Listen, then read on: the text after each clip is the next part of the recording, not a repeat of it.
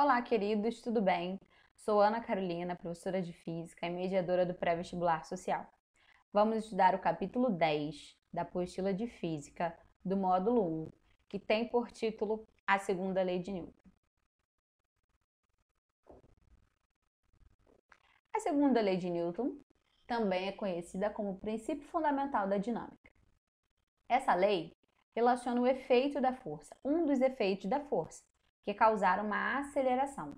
Sabemos que uma variação de velocidade, ou seja, uma aceleração, um movimento, um corpo que esteja se movendo, tem uma força agindo nele.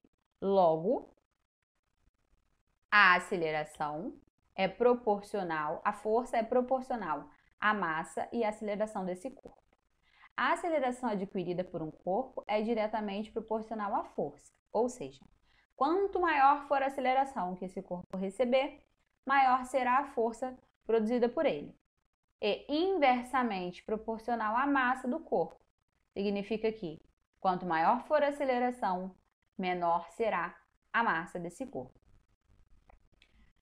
Podemos lembrar também que, nesse caso, força e aceleração estão com uma seta em cima. Isso significa que são grandezas vetoriais. Logo, a força resultante possui a mesma direção e sentido da aceleração. Lembrando também que essa equação representa a soma de todas as forças que agem naquele corpo, podendo ter mais de uma. Então, a força resultante é proporcional à massa vezes a aceleração desse corpo. Implicações da segunda lei de Newton são: o primeiro caso é repouso e velocidade nula. Significa que a velocidade é zero, logo, a força resultante sobre esse corpo também é zero. Não há movimento, está totalmente parado. Equilíbrio estático. Quando o movimento é acelerado na mesma direção da força, ou seja, a velocidade aumentará ao longo do tempo, provocando uma aceleração que vai gerar uma resultante na mesma direção e sentido. Ou seja, força resultante diferente de zero e proporcional à massa e aceleração. E o terceiro caso é quando a velocidade é constante e diferente de zero. Nesse caso, temos um movimento retilíneo uniforme, ou seja, a velocidade não irá mudar. Como isso? A resultante vai ser zero, quer dizer que não temos movimento? O corpo se move com a velocidade constante. Preste atenção aqui ao lado. Força resultante é igual a massa vezes aceleração. Esse é o princípio fundamental da dinâmica. Se substituirmos a aceleração por variação da velocidade dividido por variação do tempo, teremos ainda a segunda lei de Newton. Aplicando ao caso quando a velocidade é constante, não teremos uma variação, porque a velocidade final é igual à inicial nesse caso. Sabendo que a variação é zero, a força resultante será zero.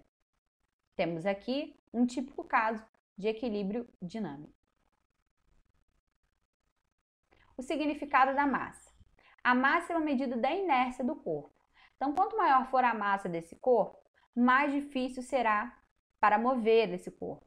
Ou seja, a quantidade de matéria está associada à inércia. Lembrando que inércia é a tendência dos corpos a permanecerem em repouso ou em movimento retilíneo uniforme.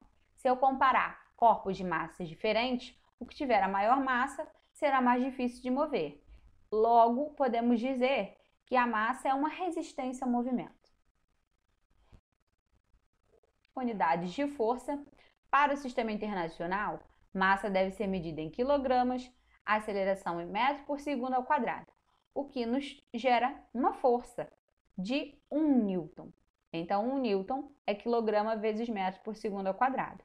Mas também é possível que apareçam nos exercícios a unidade de kgf. 1 newton é igual a 9,8 kgf. Exercício da apostila, exemplo 3. Todos os corpos próximos da superfície da Terra estão submetidos à ação da gravidade. G igual a 9,8 metros por segundo ao quadrado. Calcule o peso de uma pessoa com 60 kg de massa na superfície da Terra. Então, eu vou usar a segunda lei de Newton, força resultante é igual a massa vezes aceleração. E a única força que age aí é a força-peso, que é a força que a Terra faz nos corpos, de atração nos corpos. Logo, substituindo os valores, a massa é 60, a aceleração é 9,8. Teremos que a força-peso na Terra vale 588 newtons. Para uma pessoa na Lua, o que vai acontecer? Na superfície lunar, a atração gravitacional é aproximadamente 6 vezes menor que na Terra. Calcule a força com que a Lua atrai a pessoa do exemplo anterior.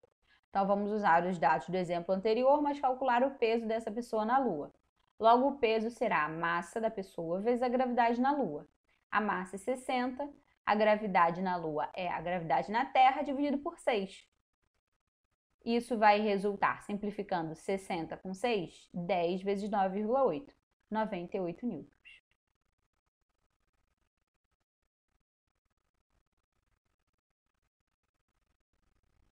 Resultante centrípeta.